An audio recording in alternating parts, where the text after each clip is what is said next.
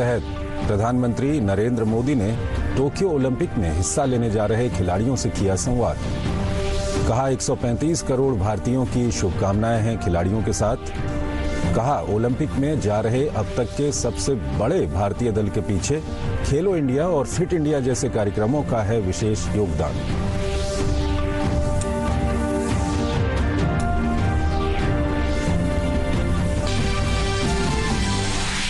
Covid के खिलाफ देश की जंग जारी। देशव्यापी कोरोना टीकाकरण अभियान के तहत अब तक लगाए गए 38.5 करोड़ से अधिक टीके। मंगलवार को 34 लाख से अधिक लोगों को दी गई कोविड वैक्सीन।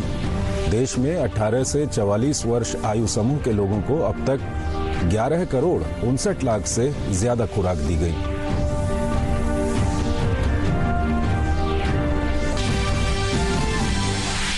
विदेश मंत्री एस जयशंकर ने दुशांबे में अपने उज़्बेकी समकक्ष अबुल अजीज कामिलोव से की मुलाकात। दोनों नेताओं ने संपर्क, द्विपक्षीय मुद्दों और अफगानिस्तान की स्थिति पर की चर्चा। जयशंकर आज अफगानिस्तान पर एससीओ संपर्क समूह की बैठक में लेंगे भाग।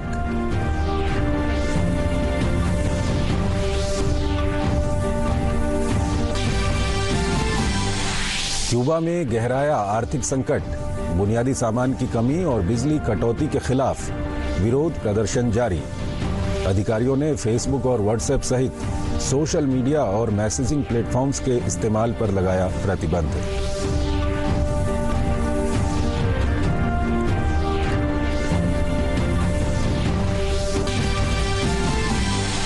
खेल की खबरों में 20 ग्रैंड स्लैम विजेता टेनिस खिलाड़ी रॉजर फेडरर ने घुटने की चोट के कारण टोक्यो ओलंपिक में नहीं खेलने का लिया फैसला।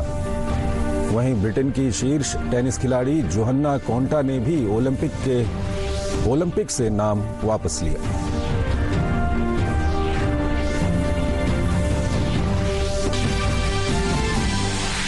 और यूएफा ने वेम्बले में यूरो 2020 फाइनल में सुरक्षा उल्लंघनों की जांच शुरू की। खिताबी मुकाबले में इंग्लैंड की हार के बाद प्रशंसकों ने कार्यक्रम स्थल के तोड़ दिए थे दरवाजे।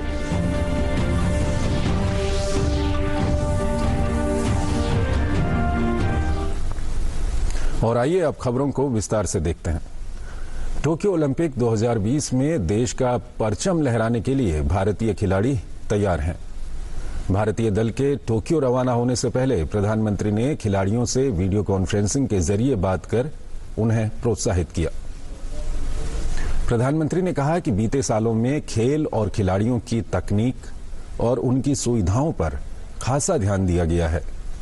यही वजह है कि पहली बार इतनी बड़ी संख्या में भारतीय दल ओलंपिक में शिरकत कर रहा है। कोविड-19 के इस कठिन दौर में खिलाड़ियों की प्रैक्टिस से लेकर उनके बदले हुए तौर तरीकों को प्रधानमंत्री ने सराहा। उन्होंने कहा कि खिलाड़ियों ने देश के लिए इतनी कठिन मेहनत की है। ऐसे में देशवासियों का दायित्व है कि अपने खिलाड़ियों की हौसला अफजाई करें। प्रधानमंत्री ने खिलाड़ियों की लगन और उनके अनुशासन और उनकी प्रतिबद्धता और आत्मविश्वास की सराहना की।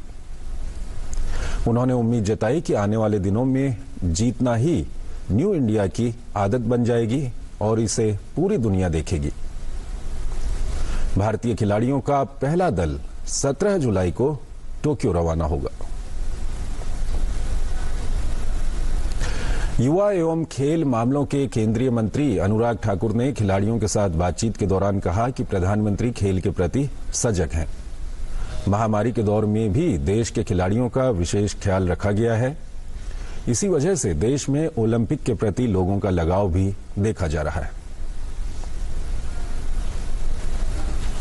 कोरोना के खिलाफ टीकाकरण अभियान में भारत तेजी से आगे बढ़ रहा है। केंद्रीय स्वास्थ्य एवं परिवार कल्याण मंत्रालय के मुताबिक राष्ट्रव्यापी टीकाकरण अभियान के तहत देश में अब तक 38 करोड़ 50 लाख से अधिक कोविड टीके लगाए गए हैं। वहीं 18 से 44 आयु वर्ग के 15,49,000 से अधिक लाभार्थियों ने मंगलवार को कोविड-19 वैक्सीन की पहली खुराक ली। भारत कोविड-19 के खिलाफ लड़ाई को मजबूत करने के लिए दुनिया का सबसे बड़ा टीकाकरण अभियान चला रहा है। टीकाकरण अभियान के 179वें दिन शाम 7 बजे तक 34 लाख से अधिक कोविड टीके लगाए गए। वहीं 18 से 44 वर्ष आयु वर्ग के टीकाकरण अभियान में तेजी आई है। देश में 18 से 44 वर्ष आयु समूह के लोगों को अब तक 11 करोड़ 59 लाख से ज्यादा खुराक दी गई हैं। राजस्थान में कोरोना वायरस के कप्पा वेरिएंट से संक्रमित 11 मरीज मिले हैं। राज्य के चिकित्सा व स्वास्थ्य मंत्री डॉक्टर रघु शर्मा ने मंगलवार को इसकी पुष्टि करते हुए बताया कि प्रदेश में कोविड-19 के नए वेरिएंट कप्पा से संक्रमित 11 मरीजों में से 4 अलवर और जयपुर, 2 बाड़मेर से और 1 भीलवाड़ा से हैं। उन्होंने बताया कि लिए गए सैंपल में 9 की रिपोर्ट दिल्ली स्थित IGIV लैब से और 2 की रिपोर्ट SMS स्थित जीनोम सीक्वेंसिंग मशीन से